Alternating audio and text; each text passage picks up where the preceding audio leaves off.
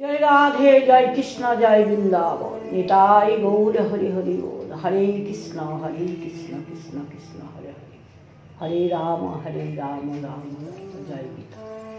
मूकाकारयति वाचालं पङ्गु गिरिलङ्घयति यत्कृपां तमहं वन्दे परमानन्द माधव। सर्वधर्म परित्याज्य मामेकं शरणं भज, अहं सर्वपापभ्यं मोक्षाय मा। जय गीता। अखण्डलमण्डलाकारं व्यक्तजेन चराचरं तत्पदौ दर्शितं येन तस्मै श्रीगुरवे। जय निताई गौरांग महाप्रभु।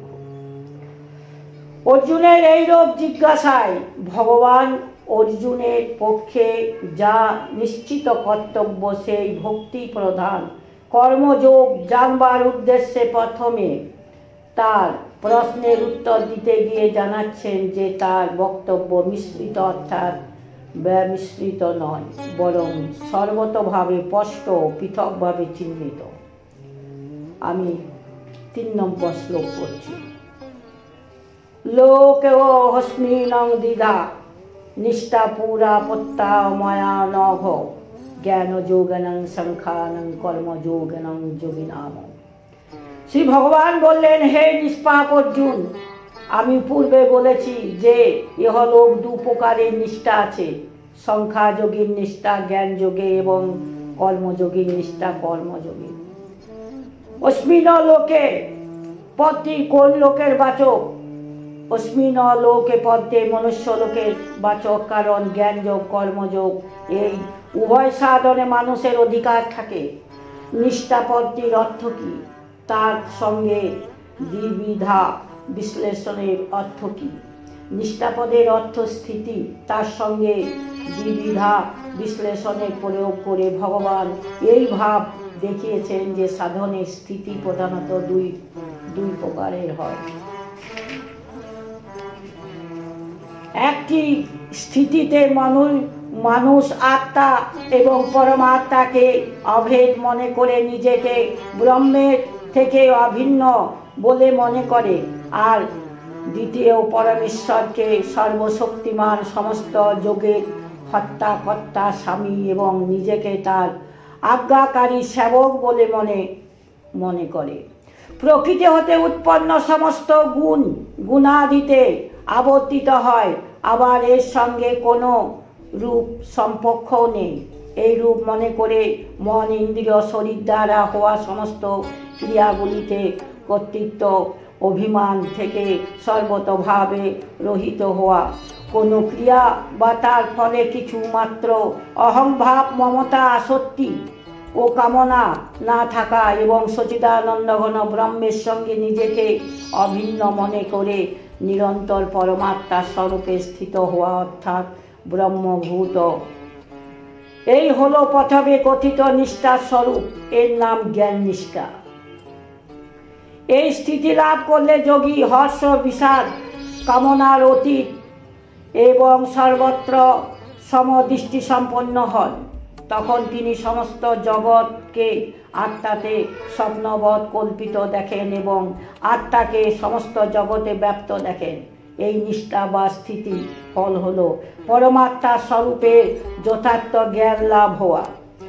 বর্ণ আশ্রম স্বভাব পরিস্থিতি অনুসারে যে ব্যক্তি জন্য শাস্ত্রে যে কর্মের বিধান থাকে যা পালন করা মানুষের জন্য অবশ্য কর্তব্য বলে মনে করা হয়, সেই শাস্ত্র বিহিত স্বভাব এই কর্মগুলি ন্যায়পূর্বক নিজ কর্তব্য মনে করে পালন করা উচিত। সেই কর্মে এবং তার ফলে মমতা আসক্তি এবং কামনাতো ভাবে ত্যাগ করে প্রতিটি কর্মের সিদ্ধি অসিদ্ধিতে তার ফলে সর্বদাই সম থাকা এবং ইন্দ্রিয়াদির ভোগে ও কর্মে আসক্ত না হয়ে সমস্ত সংকল্প পরিত্যাগ করে যোগারূঢ় হয়ে যাওয়া, এই হলো কর্মযোগের নিষ্ঠা।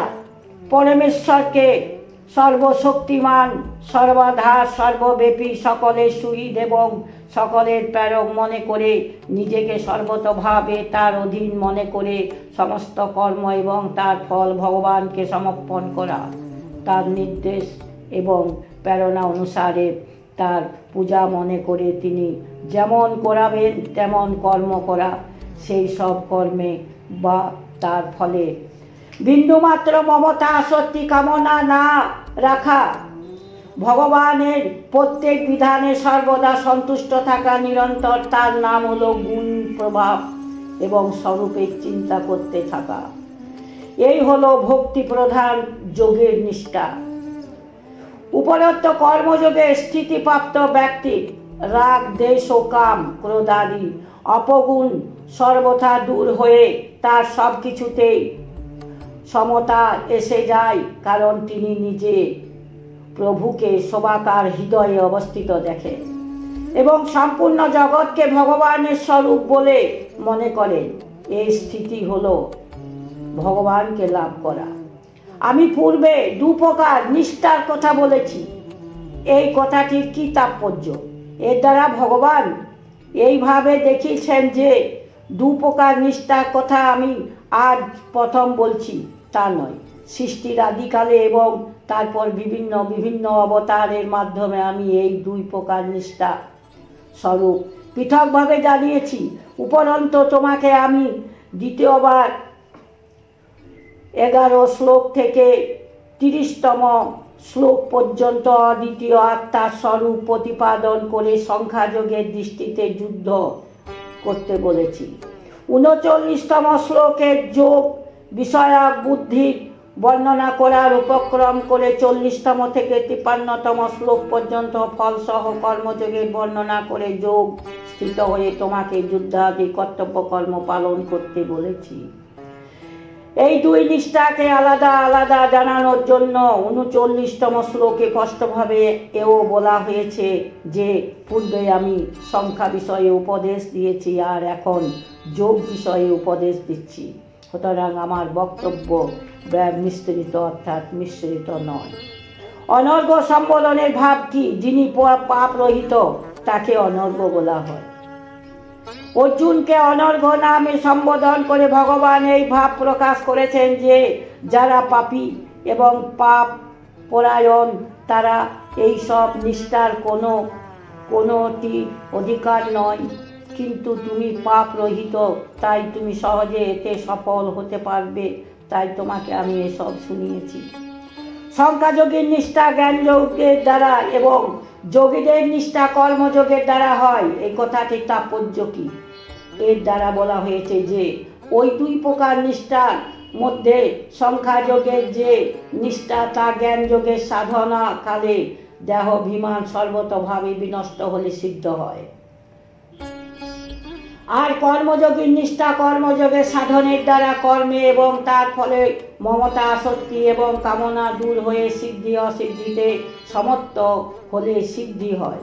পূর্বত্ব এই দুই নিষ্ঠার অধিকারী পূর্ব সংস্কার শ্রদ্ধা রুচি অনুসারে পৃথক পৃথক হয় এবং দুটি নিষ্ঠা স্বতন্ত্র। কোনো ব্যক্তি যদি জ্ঞান যোগ ও কর্মযোগ উভয় যোগকে একসঙ্গে সম্পাদন করেন তাহলে তার কোন নিষ্ঠা হয়?